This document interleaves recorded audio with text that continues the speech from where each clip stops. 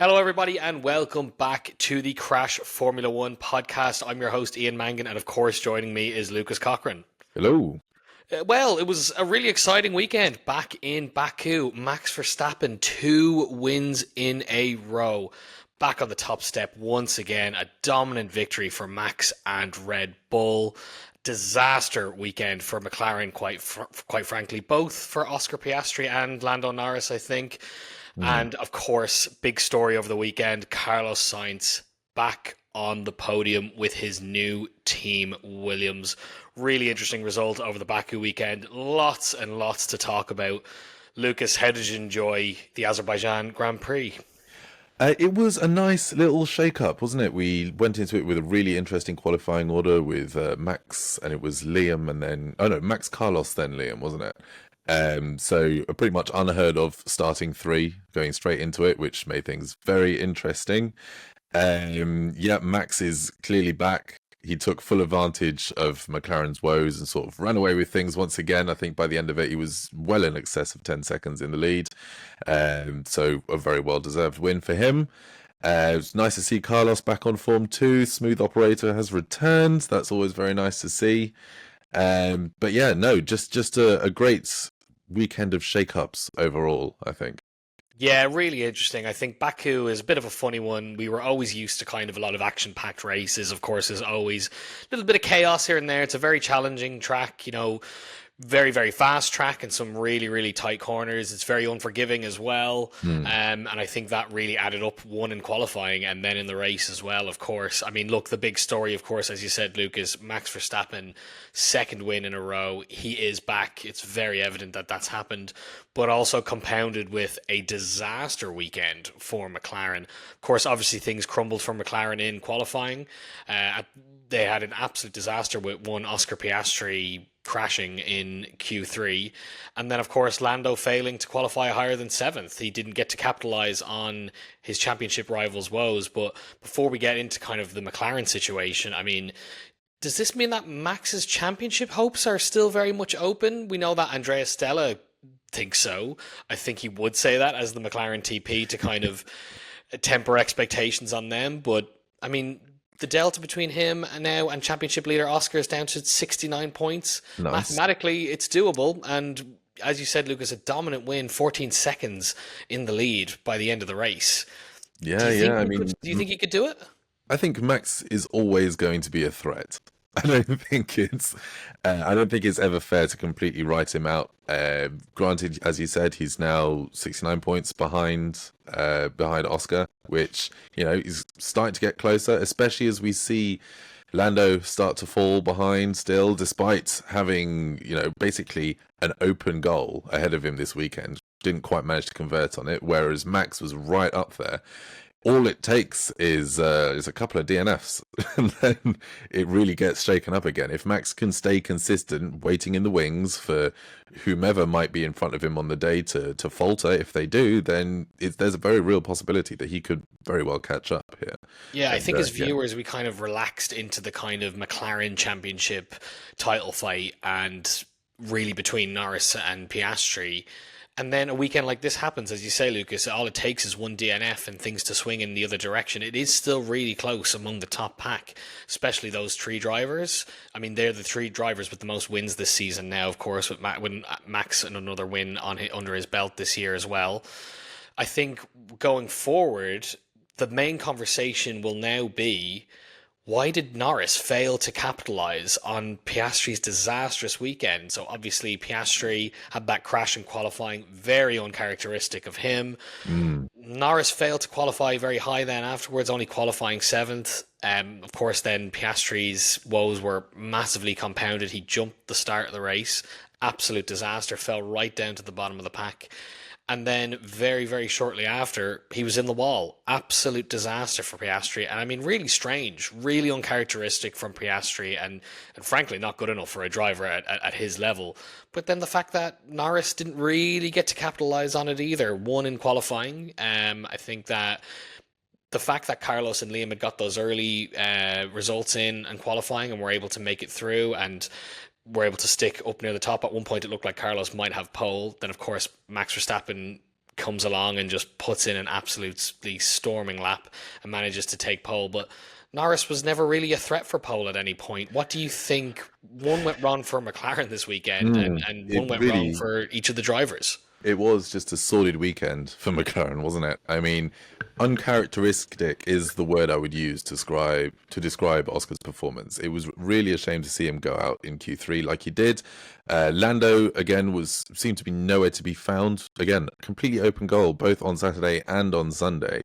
And then for the race start from Oscar, the jump wasn't great, but then he had to go into anti-stall, which just led to him bogging down. And then he ruined poor Fernando Alonso's race as well, who was stuck behind him and reacted to Oscar instead of the cars in front, or the lights at least. And then got given, what was it, a 5-second penalty for Fernando as well. And again, uncharacteristic for Oscar to lose his cool like that. To have such a poor qualifying, granted, is not great. Then to have the start jumped, it's really just compounded, and eventually ended up with him sitting in the wall wondering what had happened. And to be honest, that's what we were all thinking this weekend for Oscar and for McLaren as a whole. Again, as I was saying with Lando, sort of failing to take advantage of his teammates' woes, which, yes, they are teammates and they're working towards a shared goal in the Constructors' Championship, but at the end of the day, it's always been said that the purest comparison for any driver is their teammate in the same machinery. And in machinery as good as McLaren's, that's been dominating the field for the last, for the entire season pretty much, to have him not be able to take advantage of that winning car in what was a progressively tighter and tighter field as Liam Lawson was backing up the pack towards him. And even still, even if we take into account the fact that he did have a bit of a botched pit stop, what was it, 4 and a bit seconds instead of the 2, which maybe, if it had all gone to plan, would have put him out in front of Liam Lawson. But even still, as Bernie Collins had said, he did not have the wherewithal to overtake Liam Lawson within the first stint. So him getting put out behind Lawson, behind Charles, really, really did scupper his chances. And even at that point, we were expecting him to catch Yuki Tsunoda, or at least Bernie was too. And that didn't even happen either.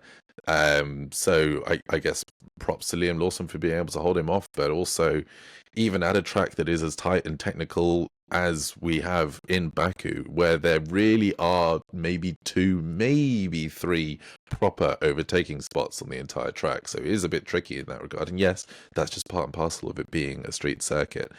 Even still, it was a real shame just to not see Lando being able to convert the opportunities that were laid out in front of him on a silver platter once again.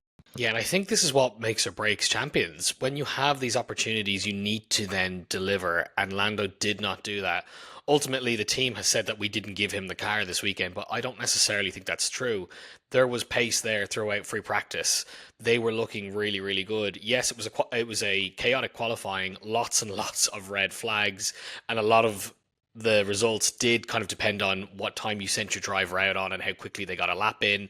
The track evolution was changing all the time, so you could almost forgive the qualifying a little bit, but then failing to capitalize throughout the race. And as you said, Liam Lawson did a great job. We'll speak about him at length a little bit more, but did a great job holding up the pack. But Lando just looked like he was making no inroads anywhere throughout the race. He was just getting really, really frustrated behind.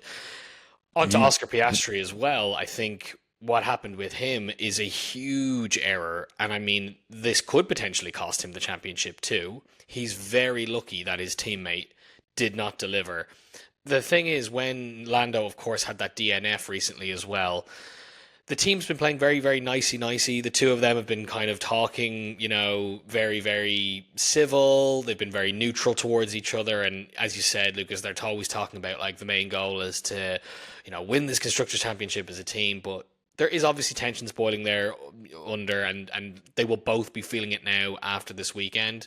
I think the fact that they can't really blame anyone else for both their performances doesn't mean that they'll be any tenser with each other. But I mean, Oscar was kind of pretending that he cared about Lando's DNF before. He would have been happy about that. Ultimately, it's an advantage to you. And so Lando obviously would have been happy that Oscar crashed out in Q3 as well, and yet still didn't deliver on it. So I think it's just further adds to what the dynamic is going to be like in that team. I think the whole team is going to be very, very disappointed with how they performed as a team that weekend. Yes, the pit stop as well did not help Lando either. I don't think ultimately that's what costed him the race results. He just was not making any kind of progress throughout the rest of the race as well. It definitely did not help though. Absolutely. And I mean, it's another failure on McLaren's side. Everything that could have went wrong did go wrong this Mm. weekend for McLaren. And I mean, that was evidenced in how the other teams capitalized that as well. All of the other teams benefited from McLaren's failure this weekend. Onto what you said as well, Lucas, about McLaren having this dominant car. I mean, the speed was obviously there in free practice, and then they just failed to convert that throughout qualifying in the race. But onto the speed of, say, Max and Red Bull. I mean, Yuki looked pretty good this weekend as well. I'd be really interested to hear, do you think that they could be a threat pretty much every weekend now throughout the rest of the season? Max did kind of downplay that a bit. He said Singapore will be a completely different challenge altogether as well. But, I mean, I would say don't write them off. Oh no, I wouldn't write them off at all. I mean, they might not have the world-beating hardware that they've had for the last 3 or so years, but even still, what they lack in front of the pack, absolute raw pace, they make up for in consistency, at least on one half of the garage. Max day in day out doesn't really seem to matter what car you put him in. I think you could give him a little Tykes car and he would still at least make it to Q3. So the fact that he is constantly there, breathing down the neck of the McLarens, regardless of whether he's within DRS or 5 seconds back, if either of them make a misstep, then that's it. It's his race. And the fact that he is there day in, day out, weekend after weekend, means that, yeah, he is very much a threat, as is Red Bull. Granted, Yuki hasn't been as consistent as Max, but even still, this weekend, he was showing a much stronger performance than we are used to seeing from him. It doesn't mean it's where he should be, but it's a damn sight better than it was. So as far as a constructors championship battle, I don't know if they're quite there. I mean, obviously this weekend we were all not necessarily hoping but believing that McLaren could have clinched that constructors championship, made it mathematically impossible for anyone else to catch up, but alas, it all went to pot.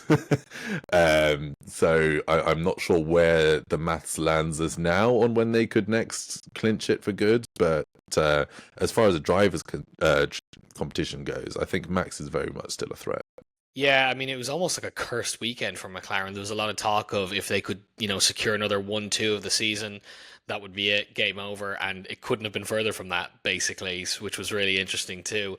I think as well, what you touched on, Lucas, was interesting that Max is there to, one, pick up the pieces when things go wrong, but also remains a threat when things are going right for McLaren. McLaren did have a strong weekend the prior race out in Monza as well, and Max was still the one who was able to romp home to victory, put it on pole, controlled the race, and they just look a tidy outfit, really. The team, I think, could have been really chaotic over the last year, and it has been a little bit chaotic, but they're looking really back to this kind of tidy, well-run outfit as well. I think Laurent Mekies, as we always say, underplaying what he's doing completely, and look, he's very fresh to the team, so the amount of impact he would have there is limited. But it really looks like they're back on track to be an interesting championship threat, at least even in the lower positions throughout the Constructors' Championship. And I mean, I do think it speaks volumes that as soon as Max kind of gets back into winning form, we all start the conversation again about, like, the championship is alive for him again. I think that I was very resigned to the fact that Max wouldn't be anywhere near winning a championship this year. And I kind of said that I believe that Max feels that way too. I think he's very good at downplaying what he thinks he can achieve as well. But part of me thinks that he was resigned to thinking, well, I'm not in championship contention this year. But after a weekend like this, he very much could be. Mathematically speaking, anyway, it would be very, very difficult. But still, it is mathematically possible. Yeah, of course. But yeah, no, he's there. He's always been there, and something tells me he's going to be there for quite a while to come. Yeah, absolutely. And of course, as you mentioned, Oscar Piastri jumped the start. Absolutely disastrous mistake for him. He would have gotten a penalty for that, a slam dunk, really, to be perfectly honest. But And because he crashed out, obviously, a lot of people expected would he potentially get a penalty into Singapore. That won't be the case because he crashed in the opening lap. So he won't have a penalty carried through to Singapore, luckily. So he won't have anything affecting that race. So hopefully he can try and pick up the pieces there, because there will be lots of work for Piastri to do. He still does have a comfortable lead in the championship at the end of the day, but that weekend won't have done anything for his confidence. I was enjoying his levels of unbotheredness. He obviously didn't want to go back to the garage and was watching on what looked like probably a steward's phone at one point. I think he's probably been, he was his usual stoic self after the race as well. I think it'll be really interesting to see how this mentally challenges him heading into Singapore in a couple of weeks' time. But Lucas, of course, we need to talk about one of the biggest stories of the weekend. Carlos Sainz back on the podium with his new team, Williams. What a performance throughout qualifying and throughout the race as well. Yeah. I mean, you really could see there's something good going on at that team this year. What did you make of Carlos's performance throughout the weekend? Touching back on what you said about qualifying, it does link back to Lando as well.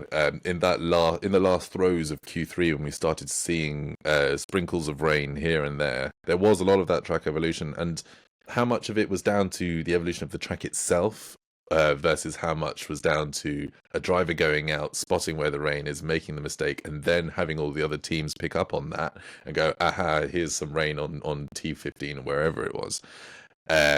I think that really helped some of the later drivers, and the later you went in your final qualifying run, the better it seemed to be. Obviously, that played a lot into the shake-up we had at the front of the grid, with both the Racing Bulls and Williams taking top spots. Going into the race, they just seem to convert it really well. Obviously, street circuit, so overtaking is more limited than it would be at a wider circuit or an actual dedicated track. But even still, Liam Lawson drove a double-decker bus, Carlos Sainz drove a double-decker bus, and the teams didn't really seem to make any missteps in terms of strategy. It all just seemed to play right into their hands. How much of that is down to them managing to pull it all together, realizing they have a real true advantage, and how much of it is down to just dumb luck, I can't personally say.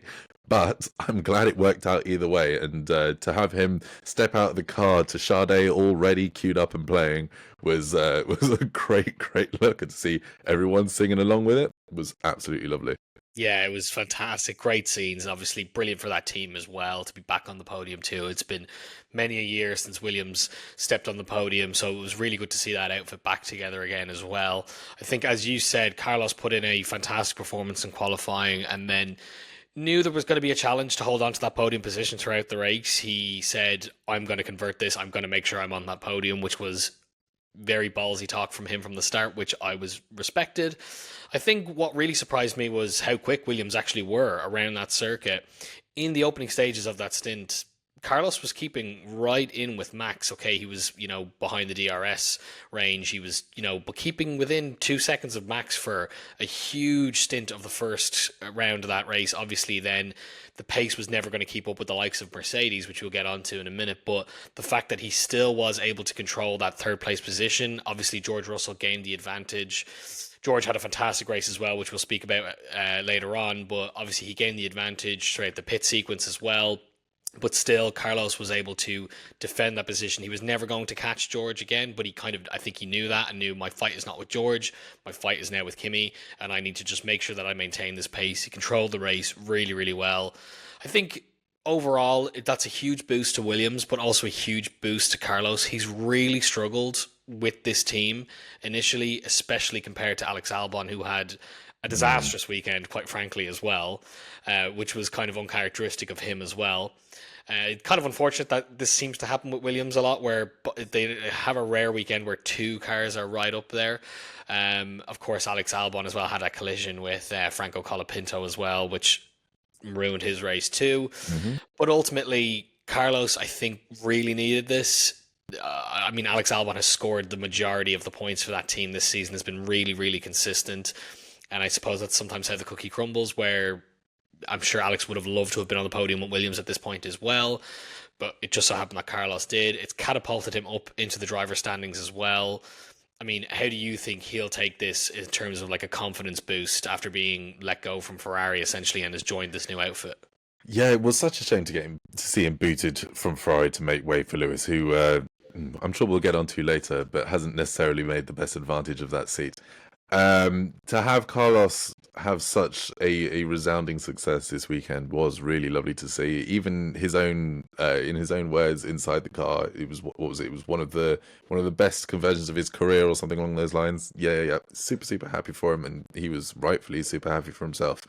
And I just hope it gives him a little bit of momentum. As you say, it has boosted him right up the drivers' rankings. I think it's the biggest points haul that Williams has seen so far this season.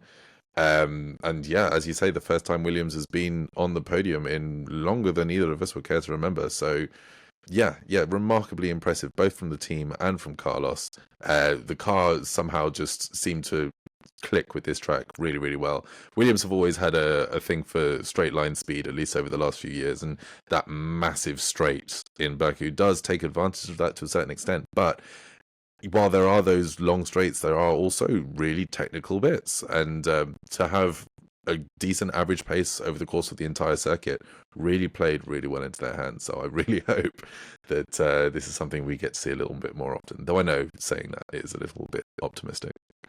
Yeah, but I think you touched on something there that Williams, have always had throughout this kind of generation of cars, really strong straight line speed. They really took advantage of that throughout Baku, and that's something that actually McLaren were struggling with this weekend. They didn't have the same level of straight line speed as a lot of the other teams, and were trying to make those advantages in the turns, in the slow speed corners as well, which obviously caught out Piastri and Norris essentially throughout qualifying as well.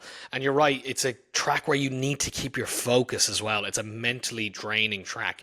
Yes, you're driving on this huge long straight for a huge chunk of the track, but then there's so many narrow turns. You can see it's so unforgiving, and he just maintained that focus absolutely throughout and showed really, really good pace.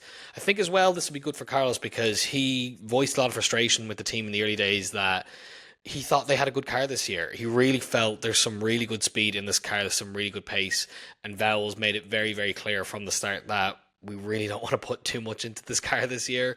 26 is the focus, and I 100% see that logic because the opportunity is massive for Williams next year to really get themselves back up there. But it's tantalizing, isn't it? When you see that there's potential there to go, can we not just give it all this year? And the fact is, they are actually delivering this year. I think they've done really, really well. They've scored, I believe, I'll have to double check this and maybe people in the comments can fact check us on this, but they've scored more points this season than they have in the last, I think, like 3 seasons combined or something like that. So really, really positive all throughout. And again, Alex Albon has, to his credit, scored a huge chunk of those up to now. But all it takes is a strong weekend for someone like Carlos to be right up there with him as well. So overall, really, really good weekend for Williams. Yeah, absolutely. Great. And of course, we need to talk then about George Russell. What a weekend it was for him, Lucas. I mean, I was really impressed with George all throughout the weekend. Actually looked like he might have actually missed the Grand Prix. He obviously missed media day on Thursday. Friday, Toto Wolff had played it down a little bit and then admitted after the race, yeah, it was really touch and go, and Valtteri might have been getting a call up to show up in the race. He sounded very sick on the radio throughout Friday as well. I mean, you could really hear it in his voice. He looked also as well, he looked very drained after the race, and it was a really good result and really good race, and he almost looked not that enthusiastic about it, but I think he was just wore out He from. he was just knackered, wasn't he? Exactly. I mean, I get that too, Oh, and of 100%. course, but I mean, what a drive! What a drive from George. Obviously, qualifying results, I think, probably a little bit unfortunate for Mercedes. They definitely had the pace, but they put themselves in a good position. Kimi, of course, out qualifying George as well for the first time in a while, 4th and 5th. And then, of course, they just completely took advantage. They had really strong pace. They took advantage of the safety car early on as well. George managed to stay out quite long on that first stint as well and really took advantage of the tyres there. And then he obviously showed really, really good pace and managed to get ahead of Carlos and just hold on to that position then as well. And I think once he got ahead of Carlos, there was no chance that Carlos was going to catch him. He just was managed to maintain his own speed, but he got himself in that position as well. He was quicker than Kimi as well throughout the weekend too. I think Kimi probably was a little bit disappointed that he maybe wasn't in that conversation for that podium position. It just didn't look like he was a threat for the podium position, to be perfectly honest with you. He was still really quick in a really good race, which we can obviously get into as well. But firstly, just what do you think of George's kind of performance on a weekend like this, and what that means for Mercedes and his future there? I mean, he's very much, over the course of this entire season, mind you, he's very much asserted himself as that number one driver with a bit more experience, the consistency, and here it really did just pay off. Granted, we did have unpredictable conditions in qualifying, and even during the race, there were certain factors that threw people off. We had the safety car, the big shake-ups up and down the grid, so anything really could have happened. And the fact that George proved how repeatably adaptable he has always been, and used that completely to his advantage during the course of the race was very impressive and very refreshing to see, especially as you mentioned with his illness throughout the entire weekend, right? I think that's whether it was a head cold or not, he definitely had a cool head, so I can't really complain on that front. One thing we did, we probably should touch on, is the very near miss that he had with Kimi. I think it was T1, was it? Where they were both sort of jostling to get in front of one another.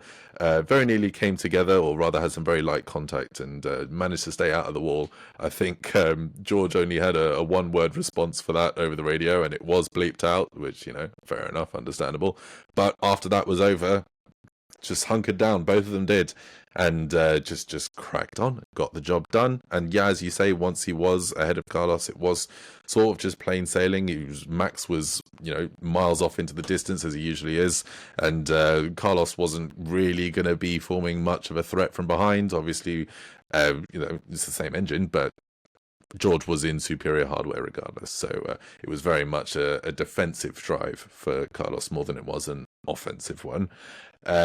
But yeah, no, once he'd got himself into that steady pace, he just carried on, and that was sort of it. Signed, sealed, delivered. There he was. But yeah, no, very, very impressive, all things considered. Yeah, it's becoming a very characteristic weekend of George where he's kind of always quite anonymous and then he pulls out these really great results and he's standing on the podium again. And I think sometimes we can often forget about how strong some of his drives are. I think this was a really, really one for the books with George as well.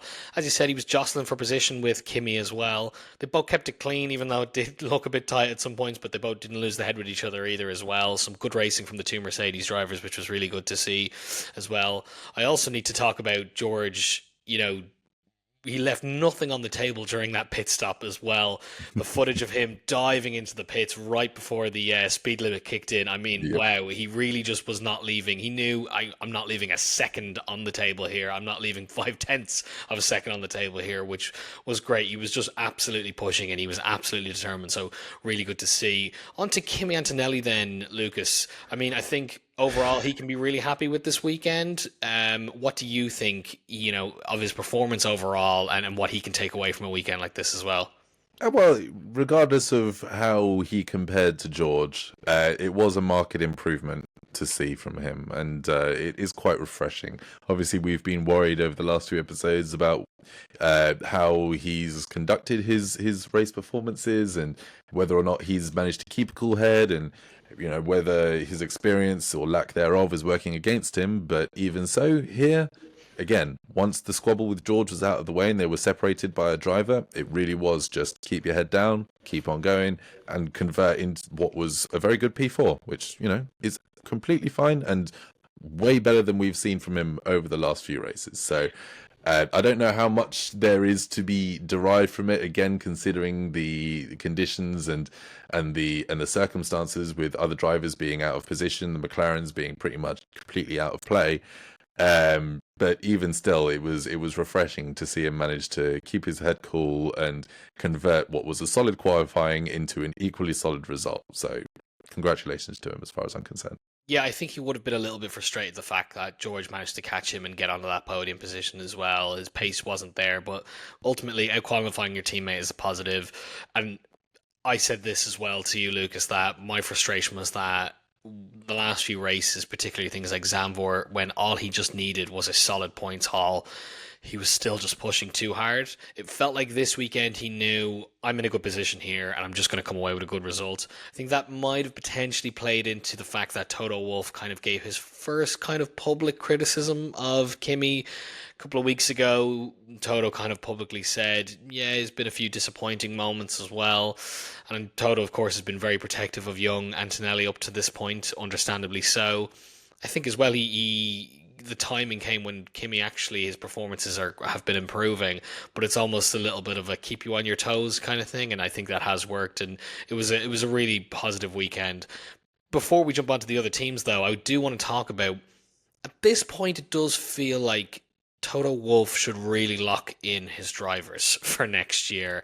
I think after these performances with George, it feels really funny that he still doesn't have a contract yet. I know they've played it down massively, but I can sense that George will be frustrated with the fact that, he's not had that sign of confidence yet where we trust you to be our number one driver. And if we're in championship contention next year, you will potentially be our championship winner.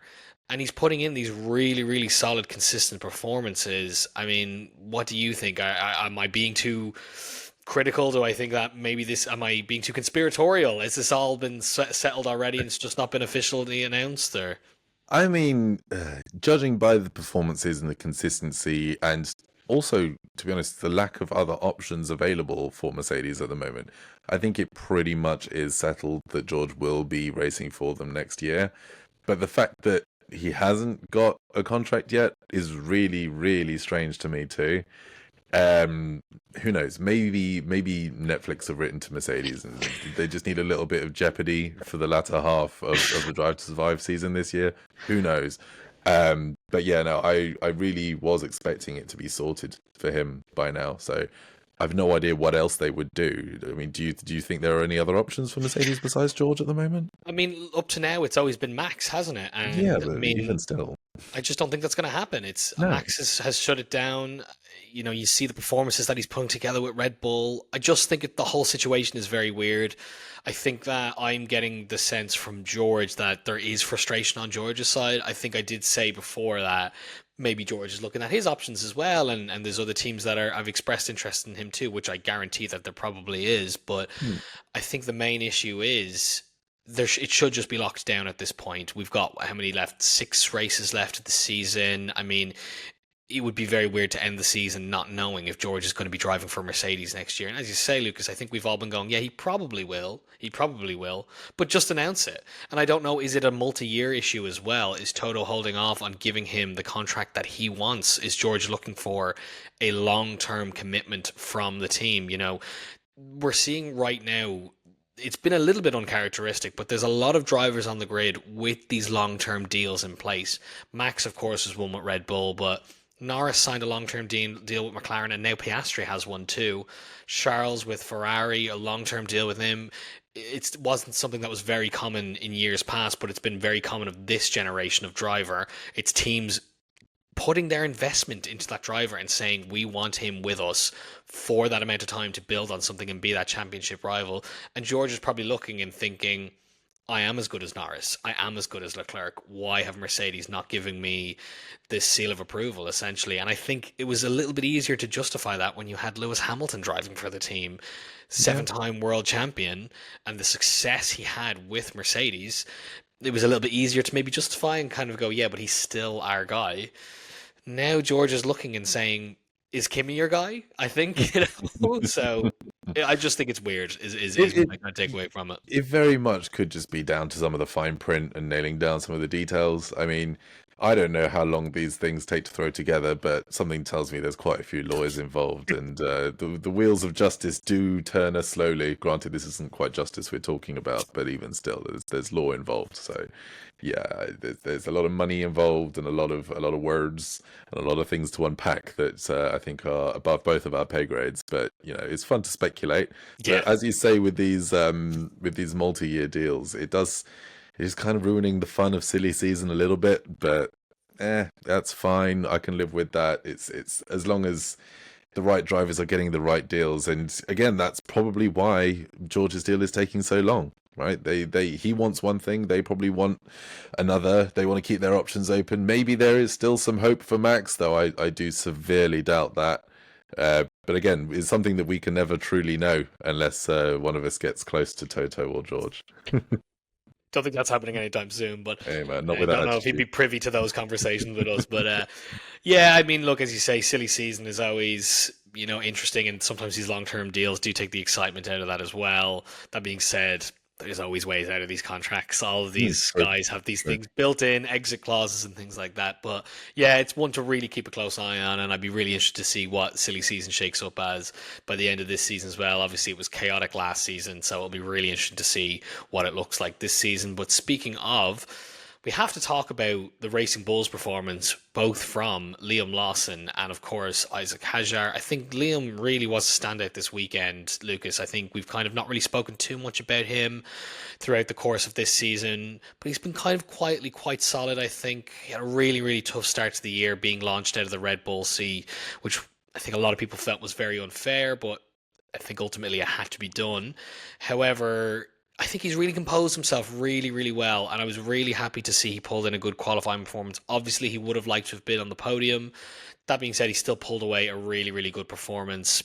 Obviously, qualified third, finished then fifth. But of course, ultimately, it was still a really, really good, solid race weekend for him. He really held up the pack, and you touched on it, Lucas, that in a way, he kind of frustrated some of the really big names in the team throughout the grid as well. Norris being one of those as well, but of course the Ferraris as well. He really frustrated their race, and obviously his battle with Yuki Tsunoda was fantastic as well. So really, really good result for Liam Lawson. I think he'll be walking away with that with his head held high. Yeah, I reckon so. It really does just further complicate the whole Red Bull and VCARB situation, doesn't it? I mean, we did see a decent performance from Isaac, but again, to just be picking up that last points position, and to have Liam so much further up the grid is really going to be confusing for Helmut and and co. But yeah, it's yeah, a solid performance from Liam, and it is refreshing to see him sort of recover from the some of the Red Bull woes of the early portions of the season. Um, yeah, no, I've no idea what's going to happen now, to be honest. I still think that Isaac will probably be promoted because Liam's already had his chance, and it also makes you wonder, is that VCarb just an easier car for more people to drive? Because as soon as everyone's in that white car, they seem to have a great time. Then they move up to the dark blue one, and everything goes to hell and back. So it's inconsistencies between the two. Maybe the VCarb is just a friendlier car, but to have the VCarb outperform the Red Bull on so many occasions that we've seen this year, it's mind-boggling as to how these things turn out the way they do, and whether it's down to car or driver or pressure or team environment or track, who knows? But it's going to make next year very, very, very interesting. Maybe Isaac, God forbid, will be the new Liam Lawson, and then Lawson will get bumped back up, or maybe there'll be a new V-Club driver. Who knows? Who knows? Yeah, I think what you've touched on there is really important, that it still looks like Isaac is going to be that second driver for Red Bull this year. Obviously, Yuki had a good weekend. Their little battle was kind of a little bit of a battle for their careers, I think, to be perfectly honest Mm. with you. It was those moments, those flashpoints where you see both drivers are really, really trying to show their worth. I think I think Liam's position on the grid as well is really hard to tell next year, because he's obviously a solid Grand Prix driver, but Isaac has had the edge over him this year, and obviously Isaac did have a difficult qualifying, but then made up for it in the race. I think he did have a decent race overall and had a good recovery, and did manage to snatch a point in the end as well. Isaac's been very much playing down things. Any of the rumours that have been going around the paddock, there was talk that he might have signed this weekend, and of course that was all played down massively as well. But it's looking increasingly like that. I think it still would be probably the right decision for Red Bull. But I think because Liam has had such a difficult start to the season, he will be kind of building on that confidence again, and seeing him take on Yuki as well, who is pretty much staying in that team for the rest of the season now. Yes, it's only 6 races, but he's not going anywhere in that team too. Lawson will be having a bit of kind of a confidence boost as well. I do wonder what happens then in this Red Bull family where, I mean, increasingly it's actually looking like Yuki might not have a spot on the grid next year if Red Bull don't sign him again, which, as we know, is looking very, very likely. Mm. It's unlikely that they would, even put him back into the second team. They might look to get some more young talent in there, like Arvid Lindblad or something like that as well, and retain Liam Lawson as just a kind of a bit of a midfield Grand Prix driver. It does them no harm to have that, solid pair of hands as well, and see how Isaac Hajar does. But I mean, I think it's interesting to see he can still pull off a good performance, and he's been pretty solid throughout the weekend. But it just does keep the questions up of like what those two teams are going to look like over the next 2 years. I think lineup wise, it's really, really hard to say. Yeah, I think it's probably just as hard for them themselves to say, to be honest. But yeah, no, everything is completely up in the air as it has always been with Red Bull, because Lord knows it gives you wings. So yeah, God knows. Well, of course, then we need to talk then as well about Ferrari. Their hopes were pretty dashed throughout the weekend. Looked really, really solid throughout free practice. Lewis Hamilton in particular was very annoyed with the end results. But Charles Leclerc obviously as well had a pretty poor weekend as well. The team looked really, really fast, and Lewis was talking about some really positive rumblings in his head. He said he felt really, really good in the car. He said at one point, I thought we were going to be fighting for pole. I really did feel that heading into the qualifying session. It just didn't happen. Lewis obviously qualified 12th, didn't make it out of Q2, which was a massive sucker punch to him. He just couldn't get the tires in the right window. Then Charles crashing out in Q3 and qualifying 10th, and then the two of them couldn't really make any inroads throughout the race. Obviously Lewis did manage to make up a few positions, finishing in the points as well. He actually looked quicker than Charles at one point, and they actually swapped positions throughout the race, and Lewis was meant to give Charles a position back right at the very end. He accidentally it did look very much like an accident. He did slow down, but that straight is very, very hard to get the car slowed down enough and before you cross the line, essentially. Lewis was, I think, a little bit overly apologetic about it. It was just a couple of points, but I think that was him trying to say, I'm a team player. I want to make this work with the team. This wasn't a selfish thing over a couple of points, which I 100% believe. I don't think Lewis is really going to care about whatever it was, 2 points advantage on Charles there. Charles hasn't really said anything about it, and I just don't think he cares. I don't Yeah, really I think he don't think cares. the stakes were that high, to be honest. And you've got to remember that both of these drivers do have some pretty serious Baku PTSD. I mean, we've had, especially at T1, the end of that straight, Lewis with his brake magic issue, and then Charles a few years ago, famously at the castle, I am stupid. But it happens, right? And who knows? Maybe that played into it a little bit as to why they had those issues. I mean, Charles' mistake in Q3 wasn't terribly far from that famous castle corner, and obviously Lewis's slowdown on the straight was just before T1. So who knows? I think overall, I mean, they didn't have too bad a race. Their pace was decent as well, and some of the battles they had with some of the other drivers, it showed that they were in contention at times. And look, Baku is becoming a difficult track to overtake on. There was a DRS train as well. I think Yes. that hasn't helped with Baku with this generation of cars as well, which is one of the main criticisms, and potentially why some of the races haven't been as exciting the last couple of years as well. It's just becoming a bit of a DRS race at this point as well, and nobody can get that past. And obviously the slipstream plays a huge advantage as well, but you just can't get the car to. There was a lot of like a few late lunges and things like that as well, but a lot of them just felt like they just didn't have the pace to just make that lunge. They plenty of times where both Ferrari drivers would have a little look to see if they could make a bit of a gain, but it just wasn't there.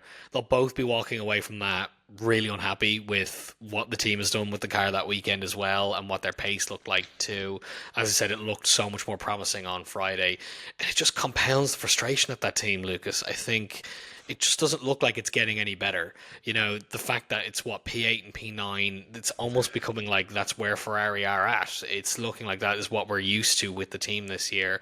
They also lost their second position in the Constructors' title this weekend as well.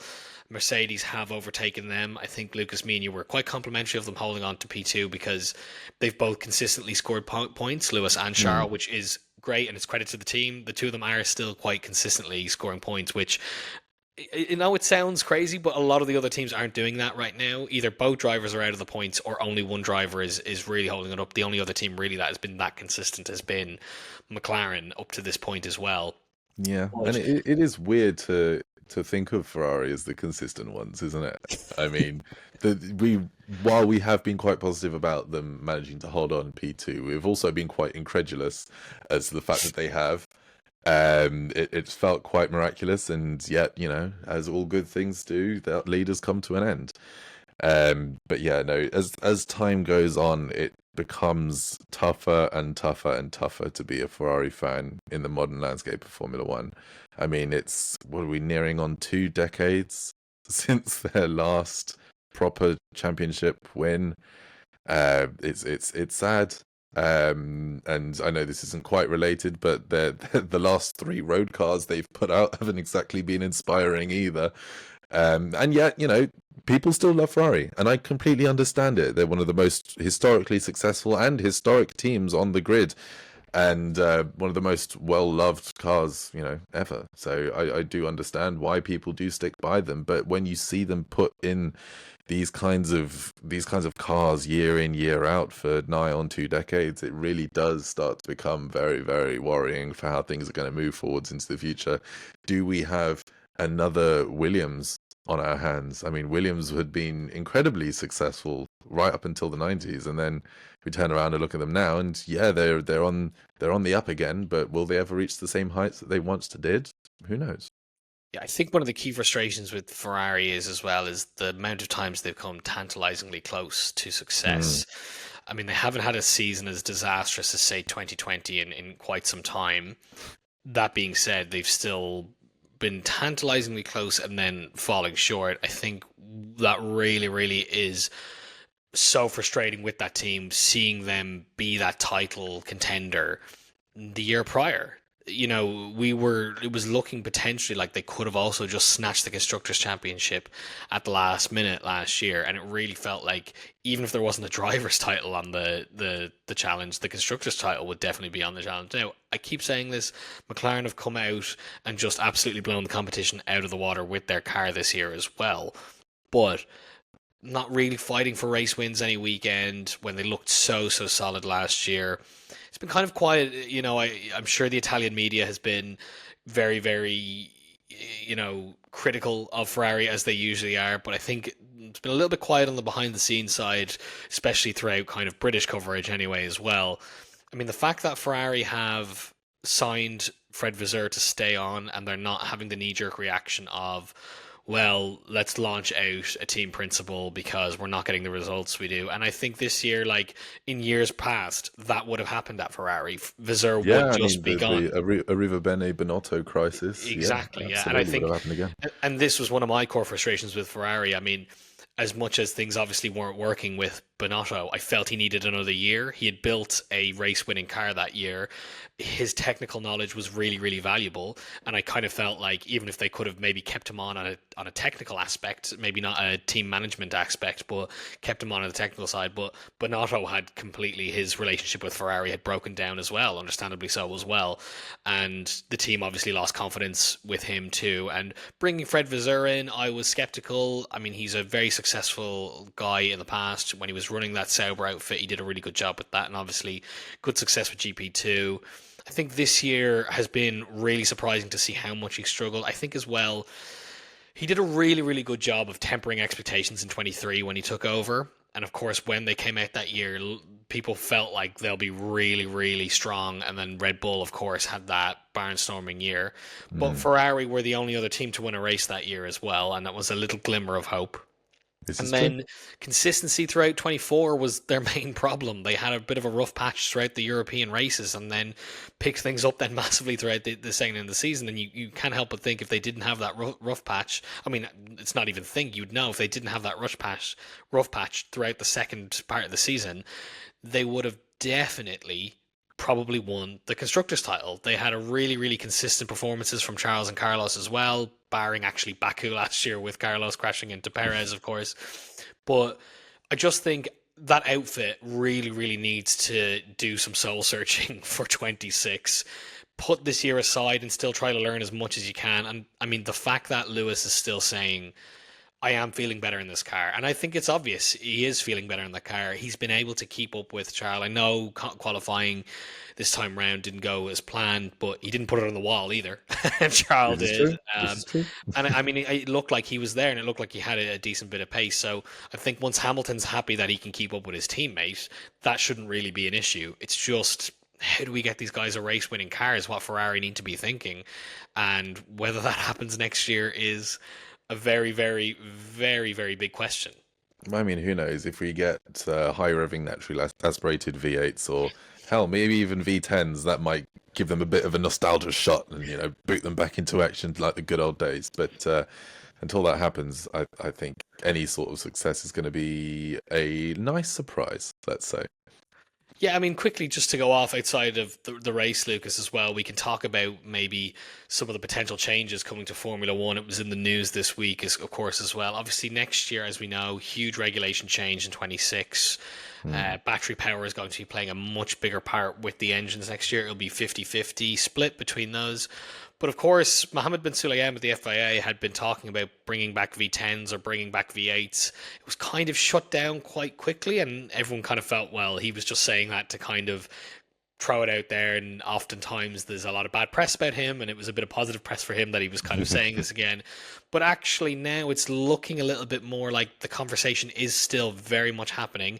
Obviously after the next set of regulations finish, it's a 4-year regulation cycle, and obviously with things like sustainable fuels and other things like that, it is possible, and it would help potentially, make the cars smaller, make them a bit noisier once again, potentially bringing back V8s even.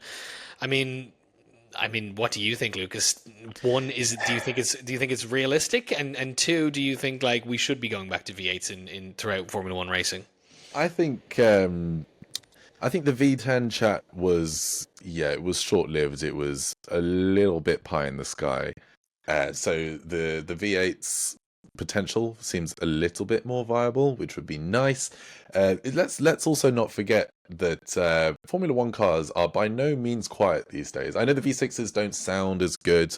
Yes, they rev just about as high, and the turbos make the sound profile a little bit different. But if you've heard both of them, like if you're lucky enough to go to like Goodwood Festival of Speed, right, you'll see everything from V12s to V10s to V8s to V6 turbo hybrids and beyond. And they're not quiet. The sound is not as nice. It's not as high strung. It doesn't, it doesn't make the hairs on the back of your neck stand up as much as it used to. But the theatre is still very much there. It's just different. I would like to see V8s back. That would be great. Naturally aspirated would be lovely. I think the increased motor and battery usage going into the 26 regulations isn't quite what I wanted to see. The cars are still supposed to be getting smaller and even a little bit lighter potentially. So that would be nice, but again, going back to V8s would be really cool. It would make things a little bit less complicated. It would bring back some of that sound, and it would steal a few hours off the circadian rhythms of your average Monegasque resident. So I'm all for it. Yeah. So yeah, if it happens, that would be wonderful. But I am far from counting on it, because if there's anything we've learned about Mohammed bin Sulayem's tenure at the FIA, it's that these things can change on a dime and without very much warning. So fingers crossed. Yeah, I think as well, a huge part of the decision for the 2026 engine regulations change with bringing in the more battery power was getting manufacturers on board. 26 will be a huge year for manufacturers. We'll have obviously Mercedes, we will have Honda, we'll have Red Bull powertrains / Ford. Ferrari obviously still there as well, and Audi producing their own engine as well. We know that Cadillac do want to eventually develop their own engine as well when they enter next year too. So, I mean, that is a lot of engine manufacturers that have been in F1 for such a long time. At one point, I think was it only 3 engine manufacturers throughout F1? Mercedes, Ferrari, Renault, Alpine, wasn't it? And Honda, of course, then as well. Honda, so 4. But, I mean, still, the fact that there's even more coming on board then next year is huge, and it's a huge win for the sport. And ultimately, the reason why the 26 regulations do have this 50-50 split is, one, obviously the eco question to it as well, but also that engine manufacturers are putting so much money into battery power technology as well, so it makes sense for them to invest now. However, I mean, a big conversation that was about the V8s is that it actually should make the engine manufacturing cheaper and actually should benefit the manufacturers after this cycle as well. And I think once they're in, they probably will warm to the idea of it a little bit more if the costs are down as well. I think oftentimes we see as well is there's huge conglomerates come in and they're an engine supplier, but their F1 outfit is so different to their road car outfit, and they become their own entities as well. And obviously, there's engineers and technology that they have access to if you are a large scale engineer, but it's a different outfit completely. It's a racing outfit and it's a Formula One racing outfit as well. And if you try to keep those two, like, just separate and have all the success with your team, people are happy. It always works out there. So I think you're right to be very cautious to go, we're going to get V8s again back because who knows which way the wind blows with Formula One. I do also think potentially, is this a little bit of a worry for the next set of regulations? The fact that they're already talking about moving away from the style of regulation when we haven't even started it yet. Is there a bit of jitters about what the engines and the cars are going to look like next year? Yeah, it's like I say. I mean, these rule changes are so fickle and so quick to change recently and in the immediate foreseeable future that it's really tricky to say. I think the ground effect stuff that we're just coming off the back of the end of has been really successful in bringing racing closer together. I think that's been largely positive. Granted, the powertrains were pretty much completely carried over from the previous years. But moving forwards, seeing those potential powertrain changes is both interesting but also quite worrying. I mean, you do still want to be able to attract teams through some sort of consistency. Not every team is going to be able to afford to completely overhaul the entire architecture of their car every 4 years. The consistency of the V6 turbo hybrid era has been really good for that. Granted, it is still a more complex architecture than a naturally aspirated V8 would be, but still, at least it's been there and it's been tried and tested. And as time has gone on throughout the turbo hybrid V6 era, we've seen increasing reliability with the cars, right? We don't see those DNFs and we don't see those engine fires nearly as much as we used to in the late 2010s. So that's a really nice benefit to have that consistency. Whereas if things change as quickly as they seem to be doing over the next 8 or so years, then we can't necessarily say that that's going to be the case. It might make things more dramatic on a race day, but it's not the kind of drama that we really want to be seeing, is it? Yeah, I mean, Bernie Eccleston would probably disagree there, Lucas. He's kind of always said, "Oh, DNFs and engine failures and reliability, that's part of the sport, and that should be part of the sport as well." But I think I agree with you. I mean, as much as it does add a little bit of excitement as well, seeing someone lose out on a championship over reliability issues. I mean, you could go back to people like Kimi Raikkonen's time at McLaren as well, and that is just painful to watch actually when you look back on now, and that's not what you want essentially. Hell, So even Fernando Alonso's time at McLaren with the whole yeah, GP2 engine. but I mean, exactly. And I mean, this is the thing as well. Like, we still want the teams to innovate. It's Formula One. It's the pinnacle of motorsport as well. And you do want them to innovate with new technologies, but ultimately you want the racing to be good as well. And I think smaller, more nimbler cars is going to be the big conversation over the next few years. As much as I think people have been very critical about this ground effect era, I actually have I've quite enjoyed it, throughout the last couple of years. I think there has been some really good racing. There's been some good championships as well. But my biggest bugbear is the size of the cars. It does really, really annoy me how big they are and how clunky they look as well. And I think it does a bit of a disservice to some of the driver's skills and things like that as well.